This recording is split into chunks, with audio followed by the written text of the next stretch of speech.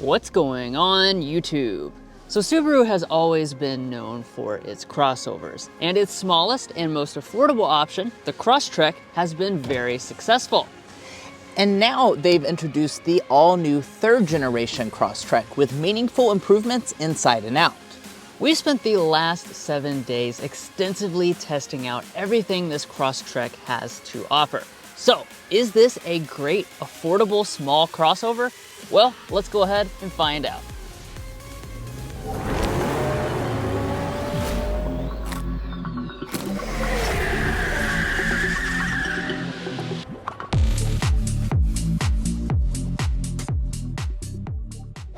All right, so let's get things started here with our spec dump. Now, under the hood of this next generation Crosstrek, you've got two different engine choices. Your lower trim levels will come with this 2-liter Boxer 4-cylinder engine. It makes 152 horsepower and 145 pound-feet of torque. And as far as transmissions are concerned, both engine options have a CVT, standard symmetrical all-wheel drive, and both of them are rated at 29 miles a gallon combined, but we'll be talking about our real-world fuel economy after our 7-day extensive test with this Crosstrek in the powertrain section, so wait for that. On that test drive, we're also going to get things like our signature sound level reading and talk about the differences between the two different engines. But let's first close up the hood and start with the exterior. So for this all-new generation of the Crosstrek, Subaru did what Subaru normally does, which is kind of massage the overall look of it, but not rock the boat too much. They have a signature look that people seem to really like, and that continues here with the new generation.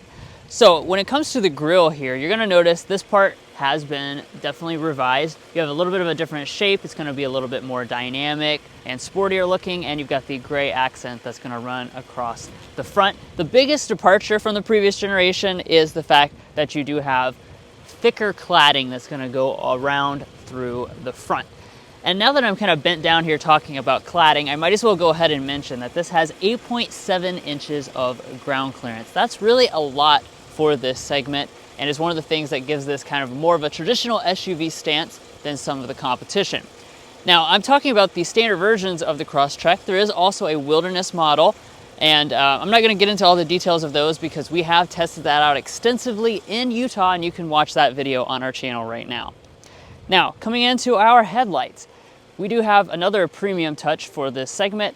Standard LED projector adaptive headlights on all trim levels. It's very, very nice for this price point. The turn signal indicator though is going to be incandescent. You also have the daytime running light, and all with the base trim level will come with LED fog lamps.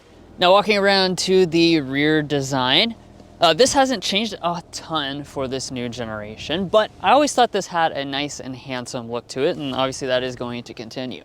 Yeah, Subaru didn't need to rock the boat. This Crosstrek has always had that unique look, and that continues for this all-new model, which I'm pretty happy about. Now, Drew's going ahead and hopping inside so we can check out the taillight elements. That's something we like to do in all of our Car Confections reviews, is see if the taillight elements are LED. And we do have an LED brake light portion, however, we're gonna have an incandescent turn signal and reverse light. So 1 out of 3 elements are LED, and that is standard across all of the Crosstrek models.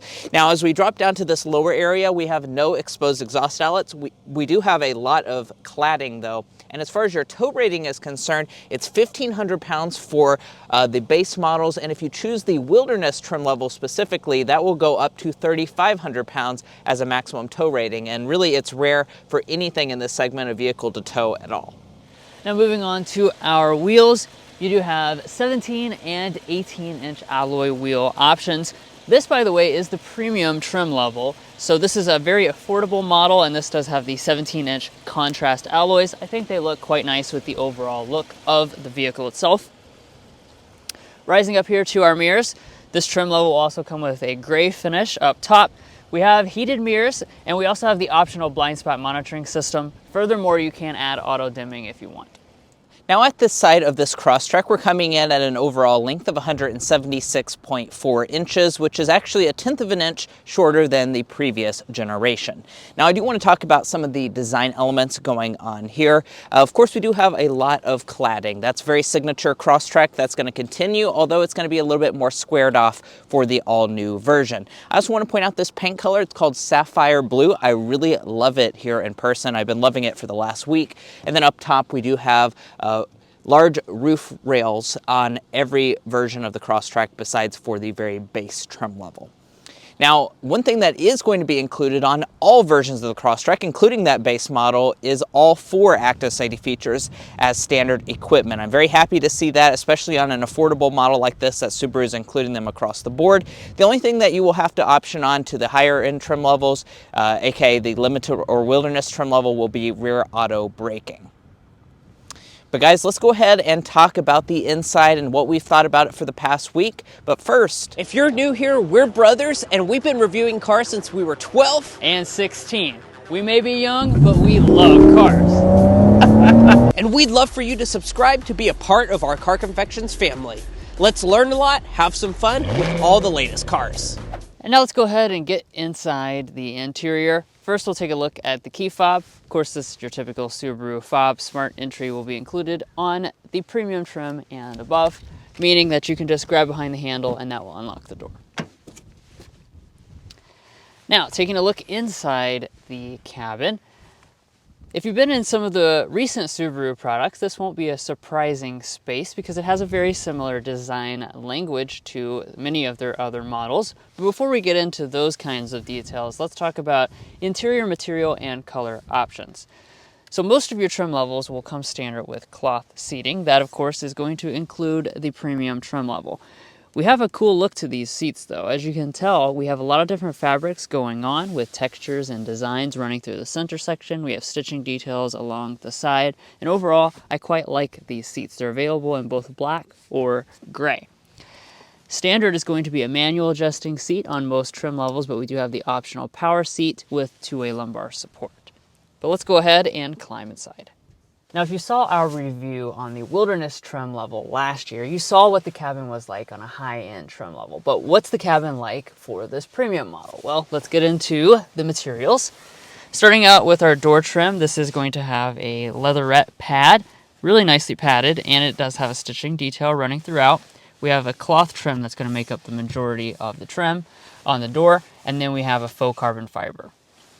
Going to the upper dashboard, this is going to be a soft touch plastic up here.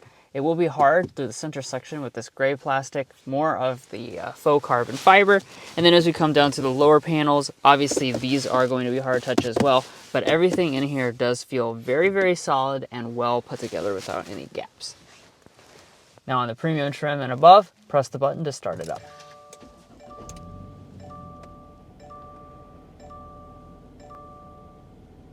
Now that we've fired it up, let's get into some of the specific details. We'll start with the gauge cluster. This is Subaru's typical gauge cluster. As you can tell, it is mostly analog, but you do have the 4.2-inch multi-function display in the middle there. It's got some basic information you can scroll through. Some of your more interesting information, though, is actually going to be built into the top part of the main display. Now, as we pull back to the steering wheel, we do have that typical Subaru design. You'll notice that it's not leather wrapped. You do have to choose at least the Sport or the Limited trims to get that. The wheel itself will be manual tilt and telescoping.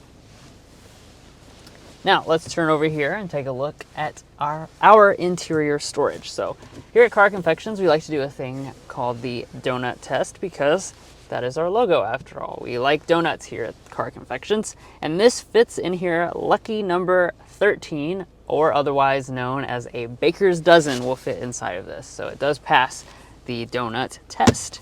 Up in front of that, we've got a little slot. We have two cup holders here.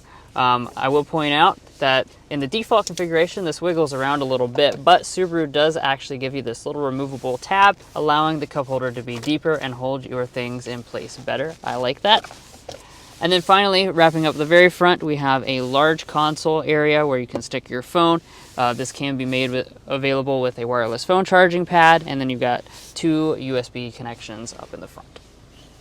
Now, pulling back to the shifter, just a typical style shifter here. You just pull back for drive. You can bump to the left if you want to activate a manual shift mode, and you can go through the simulated gears with these paddle shifters.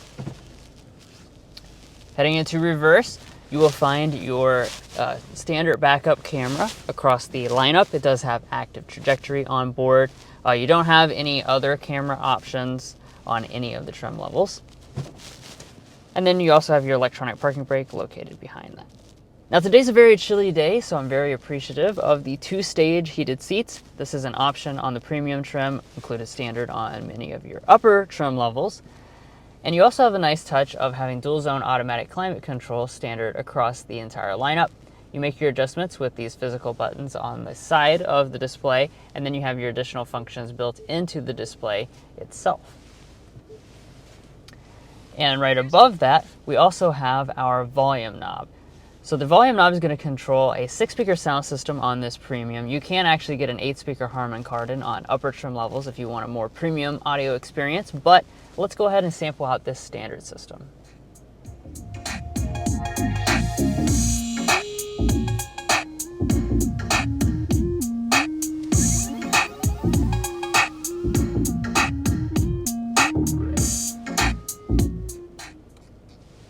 Overall sound quality is perfectly fine for this price point, but again, if you want something a little bit more premium, we would definitely recommend choosing the Harman Kardon.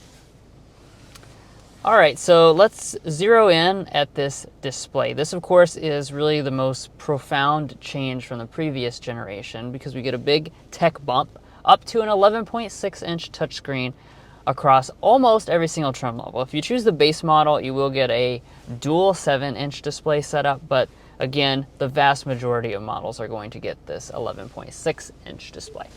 This is going to be running the latest version of the Starlink infotainment system, so you have all the modern features you expect, including Android Auto and Apple CarPlay, both of which will run wirelessly on this display. Additionally, if you want built-in navigation, you can get that. You're just going to need to choose an upper-end trim level.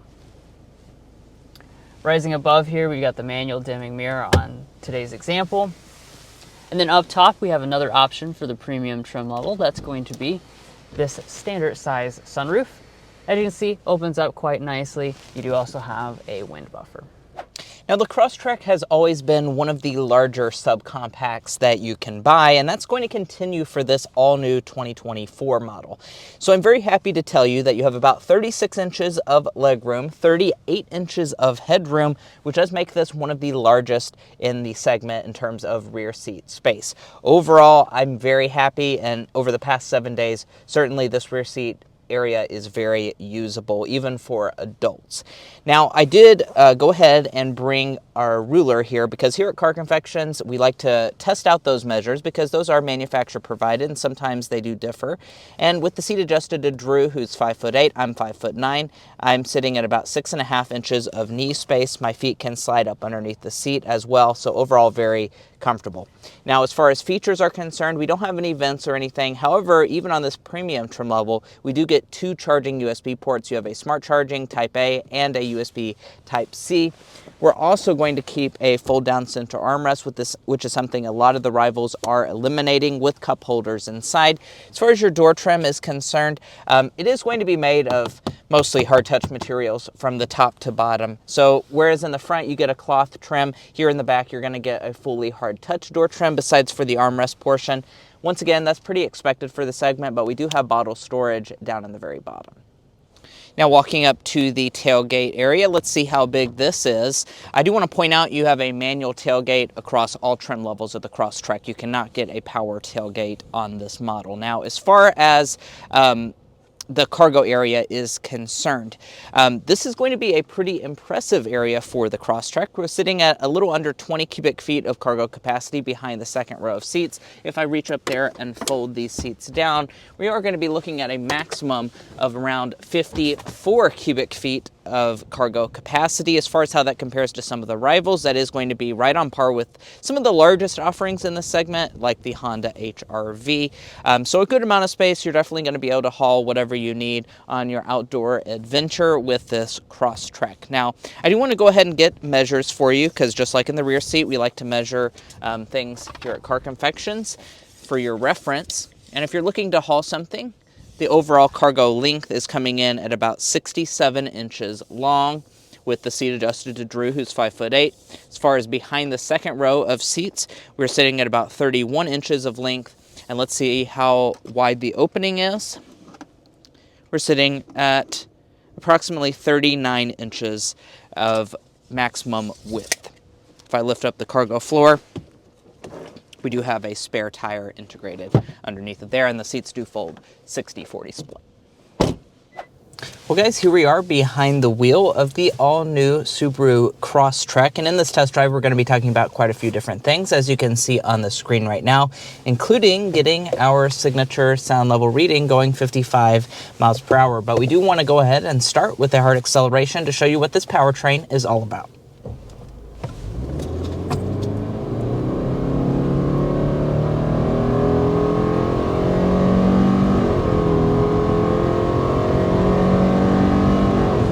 All right, and there's 60 miles per hour in the all-new Crosstrek. Now, if you were paying attention at the spec dump, we said that the base and premium trim levels come with the basic engine setup, which is a 2-liter boxer 4-cylinder engine. It's making 152 horsepower, 145 pound-feet of torque. And honestly, the power is not bad for this segment of vehicle. I mean, typically this segment is very weak, and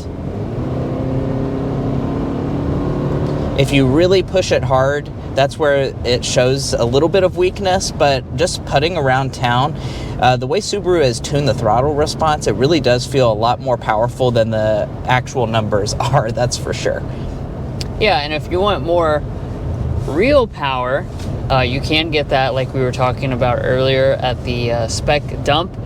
That's actually going to be a more powerful engine on Sport, Limited, and Wilderness, a 2.5 liter Boxer 4 instead of the 2 liter Boxer 4, and that is going to give you an additional 30 horsepower, so taking to 182 horsepower. That will then be on the upper end of the segment because you're getting pretty close to 200 in a subcompact.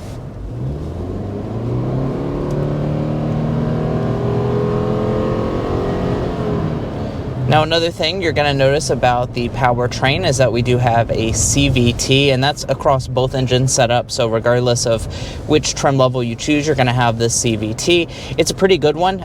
Certainly, if you completely mat the throttle, you will notice that it's a CVT, but it does do some shift simulation. So average driving, most of the time you're probably not even going to notice that you have a CVT on board, and it is very quick to kind of kick down to give you that power when you need it. And I do want to point out that you can no longer get a manual transmission with this new generation. Previously, you could actually pair this with a manual transmission. That was pretty unique for the segment. Unfortunately, it is gone for 2024.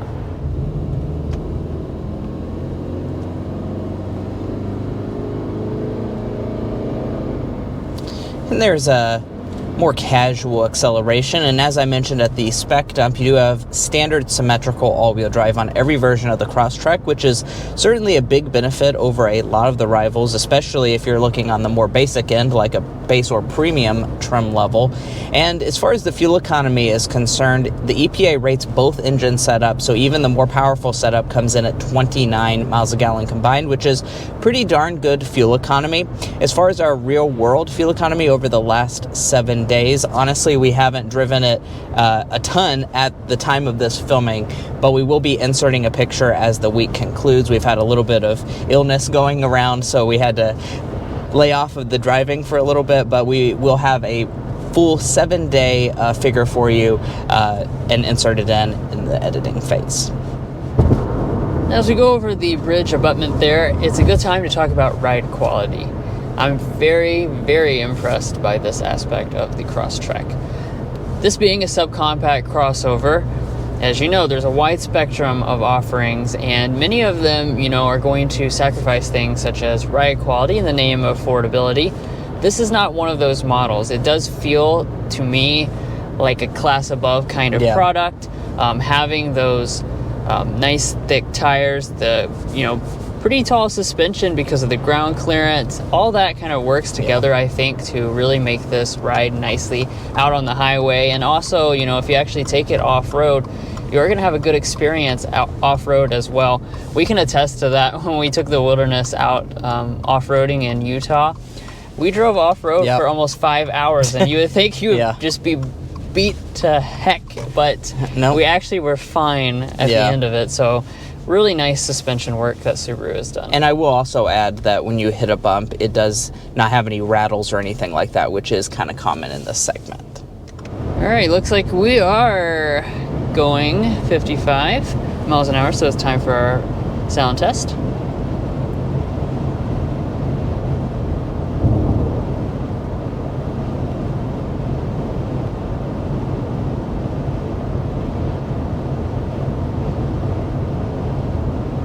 Alrighty, looks like we finished up here at 59.7 decibels.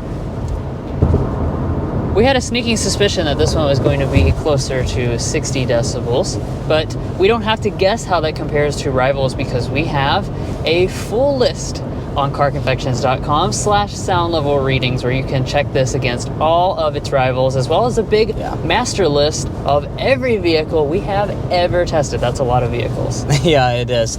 And that's not a terrible sound level reading. I will just say, after living with this vehicle for the past 7 days, it has a little bit more road and wind noise than you would expect. And I honestly think that may be fixed in some of the higher end trim levels, but at least here with the premium model, we've been experiencing a little bit more wind and road noise. And as I was saying earlier, in terms of where that ranks, it is going to be in the bottom half of the segment. That's going to put us right kind of in the mix with the Nissan Kicks and the Kia Seltos and Honda HR-V are all very similar scores. And now it's time for us to do our airball and slam dunk, which is our favorite element, our least favorite element about this Crosstrek after 7 days. Drew, do you want to kick us off with the slam dunk? Yeah, so for the slam dunk, we decided it's really the overall capability that you get, especially when we're talking about an affordable trim level like today's premium. We haven't got into the pricing yet, but this is a good deal. It's certainly going to give you a lot of, like I said, capability, equipment, technology for a lower end trim level. Yeah, and as far as our airball is concerned, this may be a little bit nitpicky, but the Boxer 4-cylinder, especially when it's cold outside, is very loud, especially, upon cold start. If it's parked out in the driveway overnight, it is going to be one of those engines that makes a lot of noise intrusion inside of the cabin, which is something that bothered us over the past 7 days. When accelerating. Lastly here, I do want to mention the warranty coverage. It is going to be a basic warranty of 3-year, 36,000 mile, powertrain warranty 5-year or 60,000 miles. There is no complimentary maintenance. And let's go ahead and talk pricing for this all-new Crosstrek. So prices are going to rise a little bit, as you would expect for the all-new model, but not by a ton. The base model starting at $24,995. You do, of course, have symmetrical all-wheel drive as standard equipment. The premium is going to be a little over $26,000, and of course, as you go up the trim structure, it does elevate quite a bit. So the Limited is going to start around $31,000, as does the Wilderness at about $32,000 starting. Now, as far as this particular tester, we have the premium with some optional equipment, plus our $1295 destination. We're sitting at $29,685 as tested today. And if you're looking to buy a Subaru Crosstrek or any new vehicle, we would recommend you go to carconfections.com/newcarquotes. Now, why you do that is because we have a tool on our website that will connect you with local dealers in your area to get you the best price on your new vehicle. It's also going to give you access to invoice pricing information, which is a great tool for dealer negotiation. If you'd like to take advantage of that, a link is provided in our video description. And guys, that's going to be where we leave off on our in-depth 7-day review of the all-new 2024 Subaru Crosstrek Premium. If you've enjoyed this video or found it helpful in your purchasing decisions, we would really appreciate it if you hit that subscribe button down below. By subscribing, you help give us opportunities like this where Subaru will send down the vehicle for us to test out for an extensive 7 days. So if you don't subscribe, we won't have those opportunities to provide you with those in-depth impressions. If you're already a part of our family and a continued fan and subscriber, thank you so much for the support over the years. We really appreciate it, and we'll catch you next time as we sample more of the latest automotive delicacies.